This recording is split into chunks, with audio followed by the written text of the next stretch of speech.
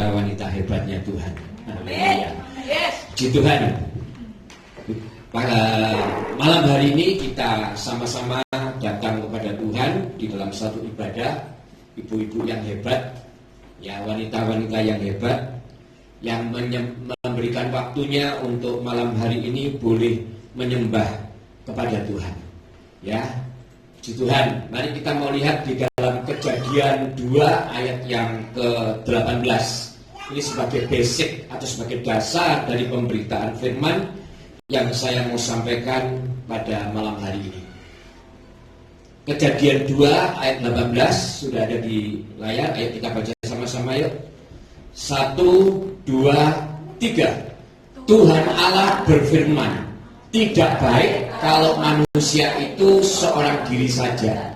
Aku akan menjadikan penolong baginya yang sepadan dengan dia. Katakan amin. Bapak Ibu, setelah Bapak Ibu membaca firman Tuhan ini, apakah Bapak Ibu sepakat dengan tulisan yang ditulis di dalam kitab Kejadian 2 ayat 18? Apakah Bapak Ibu sepakat? Sepakat ya? Ya, kalau sepakat saya akan teruskan karena ini merupakan satu kebenaran firman Tuhan yang kita akan pelajari pada malam hari ini. Nah, Bapak Ibu yang dikasih Tuhan, ada dua hal yang perlu kita ketahui tentang firman Tuhan yang barusan tadi kita baca.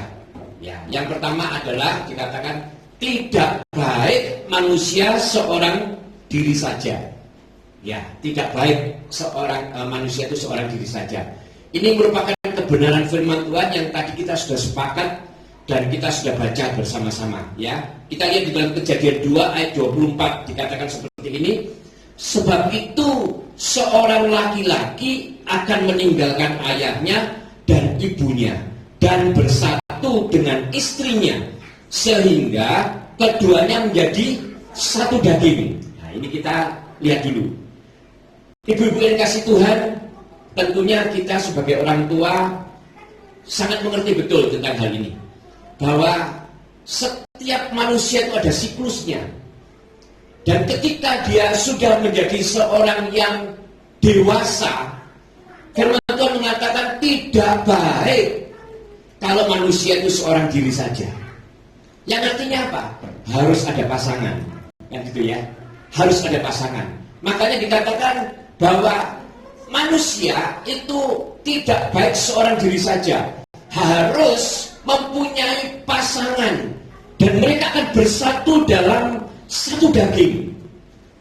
Ini kebenaran firman Tuhan. Makanya seringkali saya mengingatkan kepada ibu-ibu, karena tadi sudah sepakat, saya mau katakan, kalau sudah firman Tuhan mengatakan bahwa ternyata seorang laki-laki, atau bisa juga kita katakan seorang perempuan akan meninggalkan ayahnya dan ibunya dan bersatu dengan suaminya. Ya, ini kita lihat dulu. Ini firman Tuhan katakan seperti ini. Baik itu pria atau wanita itu akan meninggalkan ayahnya dan ibunya dan akan bersatu dengan pasangannya. Kan seperti itu ya. Bersatu dengan pasangannya sehingga keduanya menjadi satu daging. Nah, artinya apa? Ibu-ibu yang kasih Tuhan. Artinya ketika mereka sudah dewasa dan mereka sudah layak memasuki satu ikatan kasih antara dua manusia, laki-laki dan perempuan, tentunya mereka menjadi satu daging, yang artinya tentunya kita orang tua juga sudah ojo melok cawe-cawe gitu. Ya, paham ya? Mereka ini sudah dewasa dan sudah menjadi satu daging. Nah, kita lihat seringkali banyak orang tua itu yang gak rela kalau anaknya itu sudah melekat dengan pasangan hidupnya. Saya pun kalau saya mau bersaksi, ibu-ibu yang hebat, ketika saya menyerahkan anak saya kepada seorang pria, saya ini nangis. Nangis saya. Saya katakan dua kali saya nangis. ketika mereka menikah. Saya menangis itu, saya memang bahagia. Saya bahagia mereka sudah beroleh pasangan hidup. Tetapi saya menangis, saya ingat kalau saya sudah tidak punya hak lagi atas mereka. Mereka sudah berhak menentukan jalan hidupnya, karena mereka sudah satu daging. Kita sudah belajar ya kemarin, kalau kita sudah mengambil keputusan, kita harus menepati, apalagi keputusan itu di hadapan Tuhan. Nah demikian juga dengan kita sebagai wanita-wanita yang punya anak mungkin ya, yang sudah mengerti hal ini, bahwa kalau mereka sudah dewasa, mau tidak mau biarkan mereka menentukan hidupnya, biarkan mereka menentukan masa depannya. Nah kalau ibu-ibu mengatakan, terus tugas kita orang tua bagaimana? Memberi nasihat, tetapi bukan mengatur. Ya paham ya? Memberikan nasihat tetapi tidak mengatur mereka. Mereka sudah punya hak sendiri, mereka sudah mempunyai keputusan sendiri, dan itu wajib kita hormati, karena firman Tuhan pun mengatakan mereka sudah menjadi satu daging. Jadi ini adalah sesuatu yang kita diingatkan malam hari ini ya. Kalau mereka sudah dewasa dan apalagi mereka sudah menikah, ya biarkan mereka menentukan masa depannya sendiri. Kita orang tua cuma mensupport memang. Kita orang tua memang cuma menasihati. Tetapi sebagai orang tua yang mengerti kebenaran firman Tuhan, kita tetap menyerahkan semua itu kepada mereka. Gak bisa Pak, gak bisa. Aku harus tetap ngatur Pak. Mau dia anakku kok. Aku harus tetap ngatur Pak. Dia harus manut dengan aku Pak, dia anakku. Saya mau katakan gini pada ibu-ibu yang kasih Tuhan. Apakah dulu ibu-ibu juga diperlakukan hal yang sama dengan orang tua ibu-ibu? Kalau seandainya diperlakukan begitu, apakah rumah tangga ibu-ibu dulu bahagia? Pastinya juga enggak senang ya. Aku sudah dewasa kok diatur-atur oleh orang tuaku. Ya. Ini tentunya harus menjadi refleksi buat kita, ibu-ibu yang dikasih Tuhan. Makanya ketika mereka menghadapi apapun, biarkan mereka mengatasi dengan caranya sendiri. Saya yakin kok, ketika seorang laki-laki dan perempuan bersatu di dalam satu ikatan tali perkawinan yang kudus, dan benar-benar mereka itu hidup takut akan Tuhan, ya, atau salah satunya adalah takut akan Tuhan, Tuhan pasti atur semuanya. Kalau kejadian sesuatu yang tidak baik terjadi, ya biarkan dulu, ya. Terus ada satu lagi, yang kedua. Jadi yang pertama adalah ternyata manusia tidak baik kalau seorang diri. Yang kedua, Tuhan menjadikan penolong bagi manusia. Ya, tadi ya firman yang kita baca. Kita lihat dalam Kolose 3 ayat yang 18. Ini berbicara soal istri. Dikatakan seperti ini. Hai istri-istri, tunduklah kepada suamimu sebagaimana seharusnya di dalam Tuhan. Tunduklah kepada suamimu sebagaimana seharusnya di dalam Tuhan. Ini berbicara soal manusia pertama dulu, Adam dan Hawa, yang tentunya bukan cuma saat itu saja, tapi juga harus terjadi sampai saat ini. Istri harus tunduk kepada suami. Istri harus tunduk kepada suami. Makanya ketika kita sudah mengambil keputusan menjadi pasangan hidup, kita menjadi suami istri, memang hukum-hukum di dalam kekristenan harus berlaku di dalam setiap kehidupan rumah tangga yang takut akan Tuhan. Nah, saya katakan di dalam setiap aspek kehidupan manusia, ya, itu lebih baik memang tidak seorang diri, harus bersama-sama. Bahkan dikatakan di dalam Roma 12 ayat 16 mengatakan seperti ini. Hendaklah kamu sehati sepikir dalam hidupmu bersama, janganlah kamu memikirkan perkara-perkara yang tinggi, tetapi arahkanlah dirimu kepada perkara-perkara yang sederhana. Janganlah menganggap dirimu pandai. Nah, ini satu sikap yang harus diambil ketika kita sudah menyatukan diri menjadi satu kesatuan di dalam pernikahan yang kudus. Nah, kita mau lihat lagi di dalam hal kerohanian. Kalau kita lihat pasangan itu harus bagaimana di dalam kerohanian. Di dalam 1 Tesalonika ayat 5-11 mengatakan seperti ini. Karena itu nasihatilah seorang akan yang lain dan saling membangunlah kamu seperti yang memang kamu lakukan. Nah, ibu-ibu yang kasih Tuhan, berpikir seorang diri tentunya lebih baik, ya, tidak lebih baik ketika kita berpikir dengan cara dua pikiran yang dijadikan satu. Maka saya katakan berpikir bersama, ditundukkan pikiran yang sudah sepakat itu bersama kepada pemikiran Kristus, yang artinya segala pemikiran yang kita pikirkan di dalam kehidupan suami istri tetap harus tunduk kepada pemikiran Kristus. Ini yang kita harus kerjakan di dalam kehidupan kita. Ya, ini berbicara sekali lagi sebagai seorang wanita, pasangan hidup suami istri. Ini yang harus kita kerjakan. Nah, memang saya katakan hidup ini adalah perjuangan. Betul ya? Berarti memang harus ada yang dimenangkan. Kita ini hidup ini berjuang. Makanya di dalam hidup ini berarti memang ada yang harus dimenangkan. Amsal 24 ayat 6 mengatakan seperti ini. Karena hanya dengan perencanaan engkau dapat berperang, dan kemenangan tergantung pada penasihat yang banyak. Nah, ini hati-hati, kata penasihat banyak itu bukan berarti nanti kita berbicara soal keluarga. Bukan berarti penasihat yang banyak itu istri sebagai penasihat. Bukan berarti istri yang banyak, bukan begitu. Maksudnya banyak ini ya suami dan istri. Ya, suami dan istri ini harus punya perencanaan. Karena itu menentukan kemenangan di dalam perjuangan hidup. Ada perencanaan gitu. Makanya sering saya katakan kalau sudah menikah harus punya rencana. Tidak boleh asal-asal pokoknya nikah tidak punya planning ke depan gitu. Saya kalau memberikan konseling kan seperti itu. Kita lihat ke depannya itu harus bagaimana.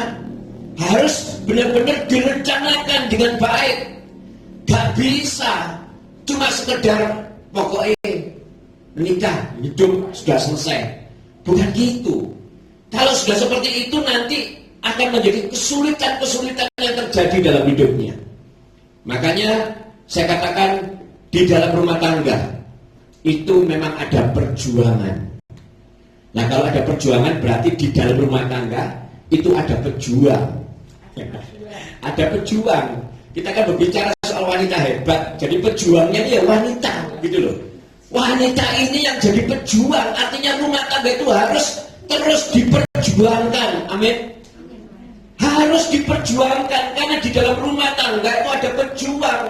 Saya gambarkan di sini ada wanita yang hebat, wanita yang dahsyat, wanita pejuang. Itu harus mempertahankan dan memperjuangkan di dalam rumah tangga. Wanita-wanita yang hebat seringkali melihat ya, kalau rumah tangga, kalau suami itu kuaco gak karu-karuan, kalau wanitanya masih takut akan Tuhan, seringkali itu akan menjadi sesuatu yang bisa mempertahankan. Tapi kalau wanitanya yang gak karu-karuan, hilang balanya, kan gitu ya. Seringkali itu kita lihat. Makanya saya katakan wanita ini pejuang. Wanita ini pejuang. Wanita inilah yang harus memperjuangkan. Memang tidak bisa sepihak, tetapi namanya perjuangan ya tetap berjuang gitu. Jangan sampai apapun yang terjadi di dalam rumah tangga malah kita ini merasakan waduh, capek aku, capek nggak bisa. Nah, ini kita mengingkari kodrat kita sebagai pejuang. Wanita itu sebagai pejuang, nanti kita belajar lagi ya. Saya akan katakan kepada Bapak Ibu, kepada Ibu-ibu. Nah, saya katakan begini, istri dikatakan tadi adalah penolong yang sepadan. Amin. Istri itu penolong yang sepadan, bukan lebih sebetulnya, tetapi dia sebagai penolong yang sepadan. Penolong, pemberi pertolongan. Kalau saat ini mungkin keadaan suamimu lagi kacau, kamu harus terus berjuang memberikan pertolongan kepada suami. Lewat apa? Mungkin lewat doa, lewat segala sesuatu yang sudah ditetapkan oleh Tuhan. Ada usaha terus gitu loh. Makanya istri itu adalah penolong yang sepadan. Yang artinya saya katakan seimbang, sebanding. Ini istri-istri yang kuat, wanita-wanita yang kuat. Wanita yang kalian kuat itu bukan karena dia diam saja. Karena di Alkitab jelas mengatakan dia sebagai penolong. Ayo, kalau bojomu gak karu-karuan, kamu benar-benar malah menyerah, pasti hancur. Hancur pasti. Tapi kalau kita mau tetap menjadi seorang istri yang sebagai penolong, yang sepadan, pasti akan terus menjadi penolong, memberikan pertolongan. Karena di dalam kekristenan bukan seperti ini. Nah, wanita kuat ini bukan berarti seperti ini. Ya. Atau mungkin seperti ini. Di kekristenan bukan apa seperti ini wanita kuat. Ya. Atau mungkin seperti ini. Ini wanita-wanita kuat apa seperti ini? Ya. Bukan ya. Jadi sekali lagi, istri yang kuat menurut Alkitab adalah sebagai penolong. Amin. Istri yang kuat itu sebagai penolong. Yang artinya apa? Kuat di dalam menghadapi perjalanan kehidupan bersama keluarga. Saya katakan seperti ini, ibu-ibu yang hebat. Saya mau supaya kita bisa lebih mengerti tentang bagaimana kita harus bersikap, bagaimana kita harus melangkah sebagai seorang istri, istri yang menolong, sebagai istri yang menolong di dalam segala perkara di dalam kehidupan keluarga. Karena istri-istri yang kuat inilah rumah tangga akan terus menjadi keluarga yang bisa berjalan di dalam perjalanan kehidupan yang bagaimanapun juga. Banyak saksi ya, kalau kita lihat sing lanang karu-karuan pakai bojone tetep gocekan dengan Tuhan, itu akan merubah segala-galanya. Makanya saya katakan, nah istri yang kuat itu yang harus bagaimana di dalam Tuhan? Istri yang kuat itu adalah istri yang kuat di dalam doa. Ini yang harus dikerjakan seorang istri. 1 Samuel 1 ayat 12 mengatakan, ketika perempuan itu terus-menerus berdoa di hadapan Tuhan, maka Eli mengamat-amati mulut perempuan itu. Ini berbicara soal Hana yang terus berdoa kepada Tuhan, terus berdoa kepada Tuhan, terus berdoa. Dia tidak henti-hentinya. Dia seorang istri yang merindukan anak. Ya, secara umur setelah mungkin sudah tidak masuk akal, tetapi dia terus berdoa. Nah, inilah istri yang kuat. Dan ibu-ibu yang kasih Tuhan, apa yang diusahakan oleh Hana berhasil di hadapan Tuhan. Nah, ini saya juga mau katakan sebagai wanita-wanita Betel Tabernakel yang kuat, harus kuat di dalam doa. Doakan suamimu, doakan keluargamu, doakan anakmu, doakan keluargamu. Terus berdoa. Inilah kekuatan kita sebagai wanita-wanita Betel Tabernakel.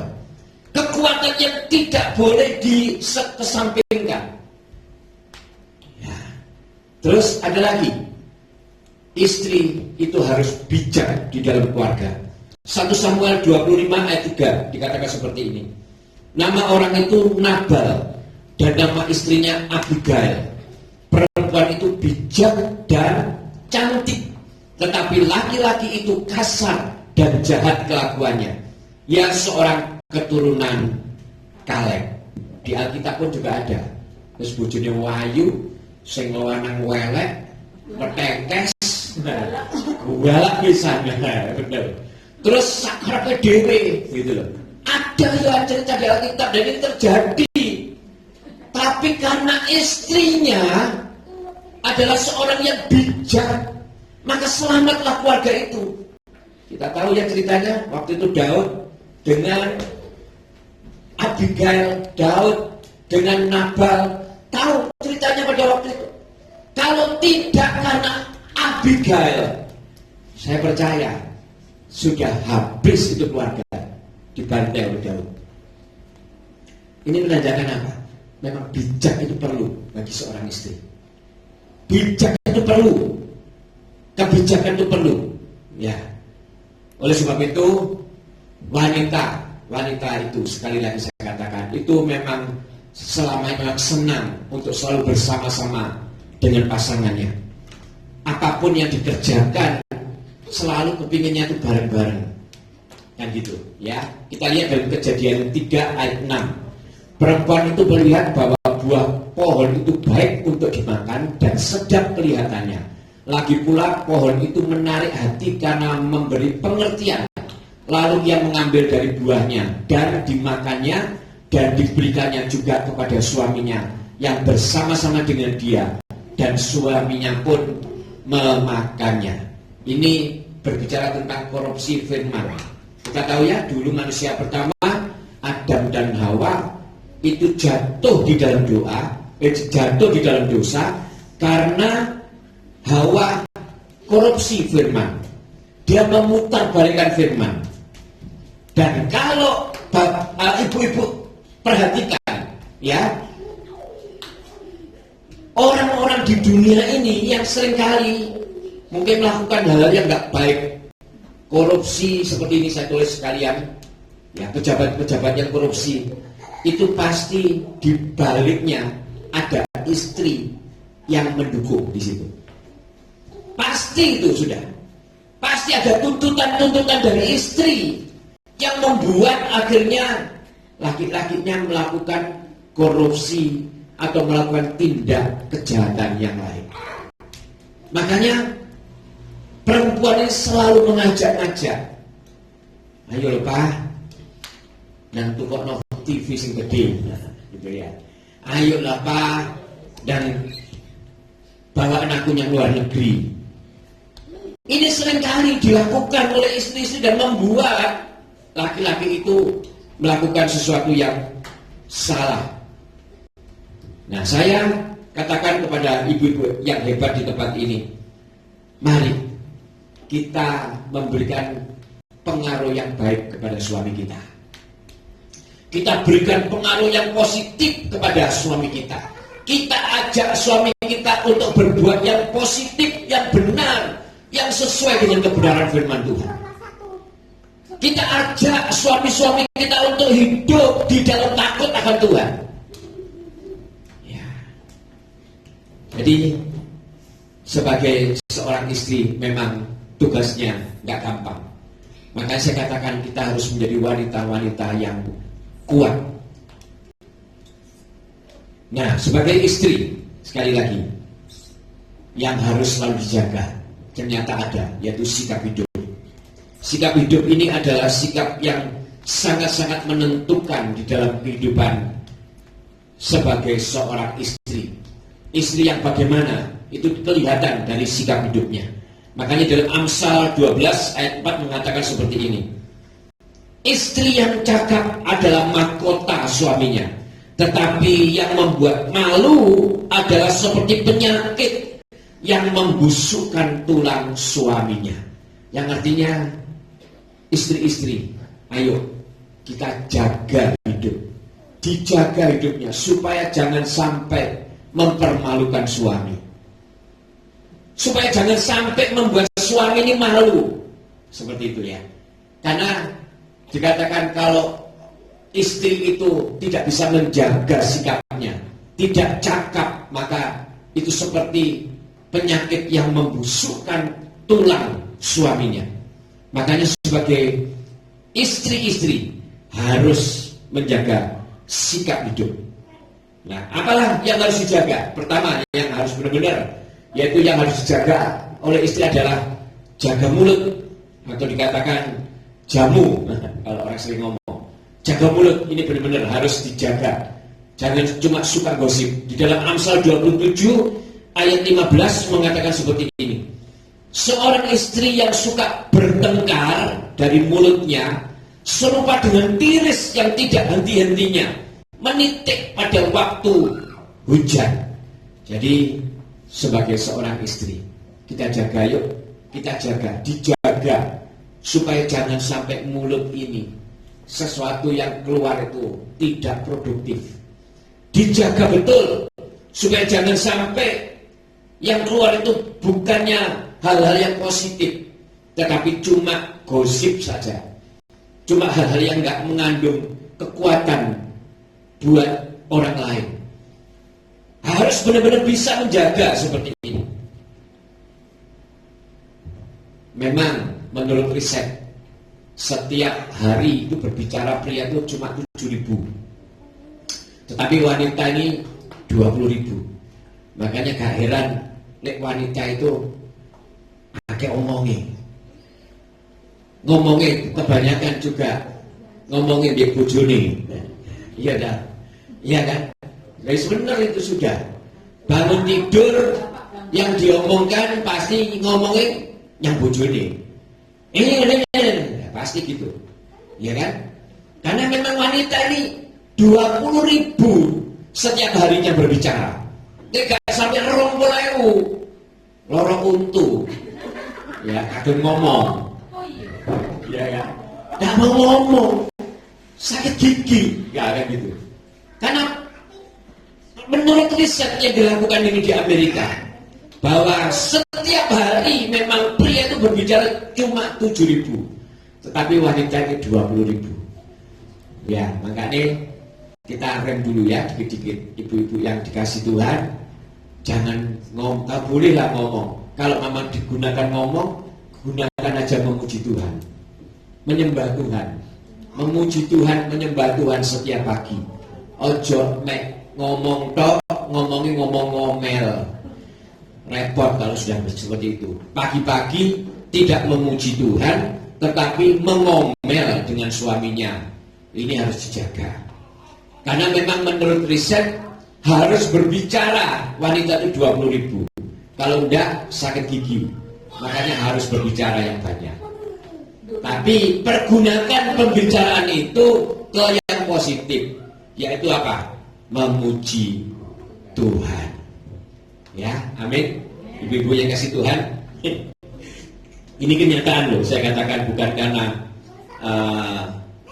karena saya mengarang sendiri, enggak. Tapi ini kebenaran firman Tuhan. Nah, WBT atau wanita Betel keluarga Allah adalah wanita yang cakap. Amin. Karena amin nih. Berarti kalau bojone pulang kerja, ya disambut gitu loh. Disambut dengan baik. Aja bojone boleh teko kerja, mualah dilampiaskan 20.000-nya itu. Karena jangan orang mulai muji susuk, dimana engko nyusuk, wis giatno yang bojone. Bojone kesel-kesel pulang dari kantor, ya, bawa pacul, bawa arit, tapi ini kan bawanya beda. Terus omongannya, wah, nggak disambut dengan baik, tapi dikeluarkan yang 20.000 tadi. Waduh, sosok meneng. Repot ini, ya. Amsal 31 ayat 10 mengatakan seperti ini. Istri yang cakap, siapakah akan mendapatkannya? Ia lebih berharga daripada permata. Amin. Saya bersyukur punya istri ini, luar biasa. Ya, permata saya. Benar loh, benar, saya tidak guyon. Apa bisa wanita? Saya katakan gini loh, ibu-ibu yang dikasih Tuhan. Di balik kesuksesan seorang laki-laki, kan dikatakan begitu ya, itu bukan omong kosong. Pasti ada wanita di belakangnya yang mendukung. Makanya kalau kita nggak dukung suami kita, itu sama dengan kita mematikan dia untuk lebih lagi, atau kalau dia berkarir dia lebih lagi, atau kalau kita dukungnya dukung salah, korupsi ya tambah korupsi, nah gitu ya. Kita harus ngerti itu. Makanya supaya kita ini mengerti dengan baik, dukung suami yang baik. Kalau suami melakukan hal yang baik, dukung. Jangan kalau suami melakukan hal yang baik, malah diseneni, dikritik. Lapo ngono? Kowe nak men ngono lapo? Puji Tuhan. Saya punya istri nggak gitu. Tenan, ya kan? Malam-malam ajak dolan yang gini, ibu-ibu jak ngerumpi jak kok, iya siap berangkat. Bayang no, ya kan? Kalau enggak kan nggak bisa. Kalau dia tahu gak mau, gawe dewe, waduh, udah dewe lah, kalau dewean di kono, bagaimana kan gitu ya? Nah, tolak-tolak. Makanya di balik kesuksesan seorang laki-laki pasti ada istri yang hebat. Nah, ini kita harus tahu. Ya, kita lihat dalam Amsal 31 ayat 25 sampai 29. Saya mau baca ya. Pakaiannya adalah kekuatan dan kemuliaan. Ia tertawa tentang hari depan. Ia membuka mulutnya dengan hikmat. Pengajaran yang lemah lembut ada di lidahnya. Ia mengawasi segala perbuatan rumah tangganya. Makanan kemalasan tidak dimakannya. Anak-anak bangun dan menyebutnya berbahagia. Pula suaminya memuji dia. Banyak wanita telah berbuat baik, tetapi kau lebih melebihi mereka semua. Kalau kita punya suami ngomong seperti itu, kita ini istri-istri pasti akan berbahagia. Ayo coba, kalau istrinya gak gelem masak, istrinya gak gelem ngopeni sing laki, bagaimana sing laki? Wes gak kopen, gak karu-karuan gitu ya. Makanya kalau suami dari ibu-ibu ini kita ngomongnya, wah suami kok gini ya, sedelan bojone kopen apa ora? Lek bojone kopen, suami ini pasti gowan dengan kayak aku ini. Tenang. Jadi ini harus kita ngerti, ini memang sudah merupakan kebenaran. Ya. Dan saya katakan kunci keberhasilan istri itu bukan karena dari kurus menjadi gemuk. Ya kan? Jika kawin biar kurus-kurus, ya wis kawin wis lemu-lemu gemuk-gemuk, subur-subur, bukan itu. Podoane aku yang ngono. Iya kan? Jadi kita ini kuncinya bukan itu. Kita lihat dalam Amsal 31 ayatnya ke-30. Kemolekan itu adalah bohong dan kecantikan adalah sia-sia. Itu betul loh. Memang betul ya. Dulu cantik-cantik, sekarang itu tetap cantik. Wah, Kak Wani aku ngomong gak cantik. Kan gitu ya. Pasti tetap cantik. Tetapi istri yang takut akan Tuhan itu loh yang dipuji-puji. Betul ya? Istri yang takut akan Tuhan ini yang dipuji-puji. Jadi kita ini menjadi WBT ini harus menjadi wanita-wanita yang benar-benar mengerti bahwa memang segala sesuatu di dunia ini sementara dan pasti berakhir, termasuk kecantikan daripada ibu-ibu. Oleh sebab itu kita harus mempertahankan sikap identitas daripada WBT atau wanita Bethel Tabernakel, yaitu sebagai istri yang takut akan Tuhan. Ini kunci segala-galanya, ibu-ibu. Ibu-ibu akan melakukan segala sesuatu apapun itu, kalau tidak dilandasi dengan takut akan Tuhan, pasti tidak ada pujian. Pasti tidak ada pujian. Karena istri yang takut akan Tuhan melakukan segala sesuatu dalam hidupnya, pasti akan mendapat pujian. Ya. Karena ini sesuatu yang harus kita kerjakan di dalam kehidupan rumah tangga. Sekali lagi ya, saya ingatkan, rumah tangga itu perjuangan. Berarti di dalam rumah tangga itu ada pejuang-pejuang yang harus memperjuangkan rumah tangga. Gak bisa ketika rumah tangga itu cuma sekedar ya tadi. Buktinya kalau sudah dari kurus menjadi gemuk, ya wes berarti sukses. Bukan. Tetapi harus dari orang-orang istri-istri yang tetap takut akan Tuhan. Makanya ayo istri-istri tetap pertahankan identitas daripada istri-istri yang takut akan Tuhan. Kalau saat ini mungkin kita sedang dalam pergumulan, ya, suami-suami mungkin sedang berpetualang gak karu-karuan, tetap pertahankan diri daripada setiap istri sebagai orang istri-istri yang takut akan Tuhan. Karena kalau sudah seperti ini, saya percaya kita pasti akan menjadi istri yang mempunyai kemolekan dan kecantikan di hadapan Tuhan. Bukan sekedar kita ini cuma melangkah, tetapi kita mau sungguh-sungguh menjadi pribadi-pribadi seorang istri yang takut akan Tuhan. Sekali lagi saya ingatkan, mustahil seorang suami akan menjadi suami yang sukses kalau tidak didukung oleh istri-istri yang takut akan Tuhan. Apalagi kalau istri itu benar-benar mengasihi suami dan terus mendoakan dia, maka suami itu pasti akan mengalami kesuksesan di dalam hidupnya. Sukses secara mata mungkin boleh bisa terjadi kalau dia bekerja keras, tetapi saya jamin tidak ada damai sejahtera di dalam hidupnya. Tetapi kalau kita sungguh-sungguh menjadi istri yang terus mendoakan suami kita, dan suami kita ternyata menjadi pribadi-pribadi yang takut akan Tuhan, maka pasti akan ada damai sejahtera. Saya sudah sering menyampaikan kepada ibu-ibu bahwa apapun di dunia ini bisa terjadi. Makanya dibutuhkan seorang istri yang sungguh-sungguh takut akan Tuhan. Ketika itu dikerjakan, maka saya katakan istri akan menjadi wanita yang kuat. Wanita-wanita yang kuat. Karena kekuatan sesungguhnya adalah ketika dekat dan takut akan Tuhan. Makanya ibu-ibu sekali lagi tetaplah berdoa. Tadi kita sudah belajar sebagai seorang istri, tetaplah berdoa. Doakan. Jangan menyepelekan doa. Ketika kita sungguh-sungguh berdoa, saya percaya kejadian apapun di dalam hidup kita, di dalam rumah tangga kita, pasti akan ada jalan keluar daripada Tuhan. Kita mau benar-benar melangkah menjadi wanita-wanita yang takut akan Tuhan. Amin, ibu-ibu. Jangan putus asa, ya. Jangan putus asa.